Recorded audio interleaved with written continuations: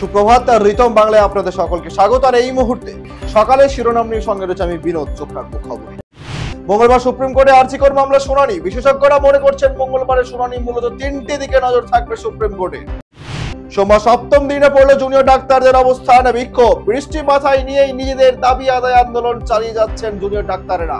5 দফা দাবিকে সামনে রেখেই চলছে জুনিয়র ডাক্তারদের অবস্থান বিক্ষোভ। উত্তরবঙ্গ মেডিকেল কলেজে মাফিয়া চক্রের অভিযোগে তদন্তে সিবিআই চায় রাজভবন। সিবিআই তদন্তে চেয়ে মুখ্য সচিব মনোজ পান্তকে চিঠি দিয়েছেন রাজ্যপাল সিভি আনন্দ বোস। দেশের বিভিন্ন রাজ্যে বৃষ্টির দুর্যোগ চলছে। আগামী 19 সেপ্টেম্বর পর্যন্ত দেশের বিভিন্ন রাজ্যে হালকা থেকে মাঝারি ও ভারী বৃষ্টির সতর্কতা জারি করেছে ভারতীয় আবহাওয়া দপ্তর। জেলা শাসকদের প্রতি মুখ্য সচিবের সতর্ক বার্তা। দক্ষিণবঙ্গের সমস্ত জেলাকে সতর্ক করলেন রাজ্য সরকার। মঙ্গলবারের আগে বর্তমান পরিস্থিতির উন্নতি হবে না। এরপর দাপট কমে ঘনীভূত নিম্নচাপের। কাজে যে কোনো পরিস্থিতিতেই দ্রুত মোকাবিলায় প্রস্তুত থাকার নির্দেশও দেওয়া হয়েছে। লাইনচ্যুত মালগাড়ি। সোমবার ভোপাল একটি পণ্যবাহী ট্রেন লাইনচ্যুত হয় বলে খবর। জানা যাচ্ছে ওই পণ্যবাহী ট্রেনের কয়েকটি চাকা লাইন থেকে সরে যায়, ফলে 3টি কামরা হেলে যায়।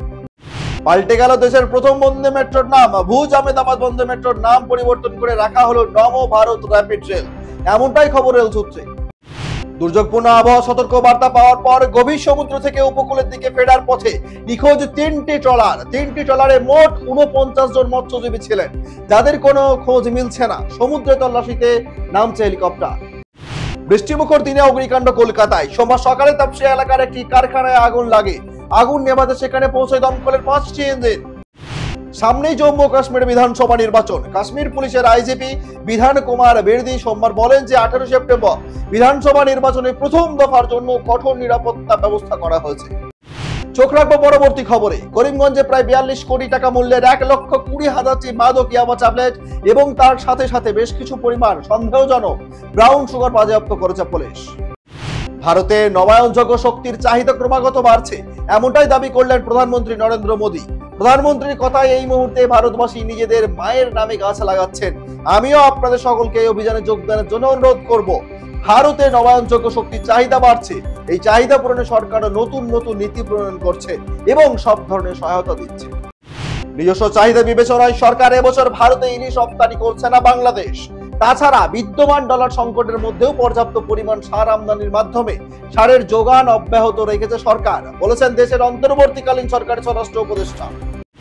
জার্মানির কোলন শহরে বড়সড় বিস্ফোরণ। স্থানীয় সূত্রে খবর, সোমবার সকালে সেন্ট্রাল কোলনের হোহেনজিয়েন জালারিং রোডে ঘটনাটি ঘটেছে। আর স্থানীয় পুলিশ জানিয়েছে এই ঘটনায় হতাহতের কোনো খবর নেই।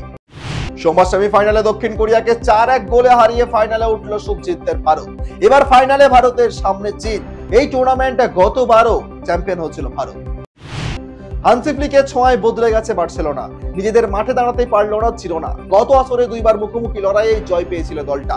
উজ্জীবিত ফুটবলে খেলে জিরোনাকে উড়িয়ে দিয়ে লা লিগায় জয়ের ধারা অব্যাহত রাখলো বার্সেলোনা। হঠাৎ ভাইরাস আক্রান্ত রোনাল্ডো খেলতে পারছেন না এএফসি চ্যাম্পিয়ন্স লিগ।